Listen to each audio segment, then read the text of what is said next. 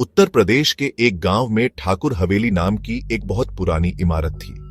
कहते हैं कि उस हवेली में 100 साल पहले ठाकुर साहब की बेटी वंदना की रहस्यमयी मौत हुई थी। लोग कहते थे कि उसकी आत्मा अब भी हवेली में भटकती है।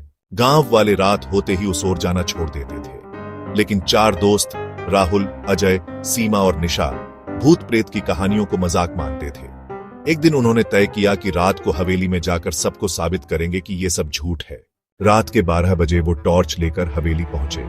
हवेली का दरवाजा अपने आप चरमराकर खुल गया। सब हंस पड़े, पर भीतर कदम रखते ही हवा अचानक ठंडी हो गई। दीवारों पर पेंट उखड़ा था और फर्श पर पुराने खून के धब्बे नजर आ रहे थे।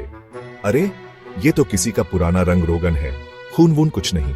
तुम सबको नहीं आना चाहिए था। सब रुक गए। राहुल ने टॉर्च घुमाई, मगर वहां कोई नहीं था। चारों ऊपर की मंजिल की ओर बढ़े। सीढ़ियों पर कदम रखते ही दीवार पर लाल रंग से लिखा दिखाई दिया, वंदना कभी नहीं मरी, वो अब भी यही है। चलो वापस चलते हैं, मुझे अच्छा नहीं लग रहा। लेकिन राहुल और अजय ने मजाक उड़ाया और दरवाजा खोला। अंदर एक पुराना कमरा था, बीच में टूटा हुआ आईना और फर्श पर जली हुई चूड़ियां पड़ी थीं। अचानक आईने में से एक लड़की का चेहरा झलकने लगा। सफेद साड़ी, लाल आंखें और जलते हुए निशान।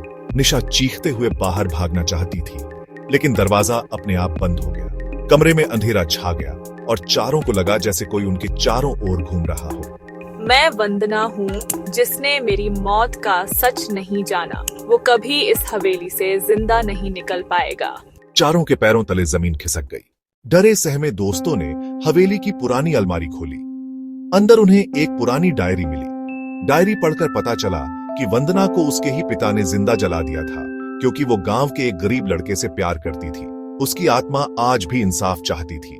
जैसे ही डायरी का आखिरी पन्ना पढ़ा, हवेली की लाइटें टिमटिमाने लगीं और वंदना उनके सामने खड़ी हो गई। उसकी लाल आंखें आंसुओं से भीगी थीं। मेरी राख को गंगा में बहा दो, तभी मैं मुक्त हो पाऊंगी।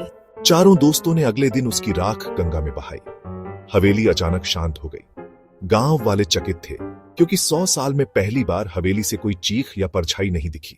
लेकिन जब चारों दोस्त लौट रहे थे, तो बस में बैठी निशा ने शीशे में अपनी परछाई देखी। उसकी आंखें अचानक लाल हो गईं और होंठों पर हल्की सी मुस्कान आई।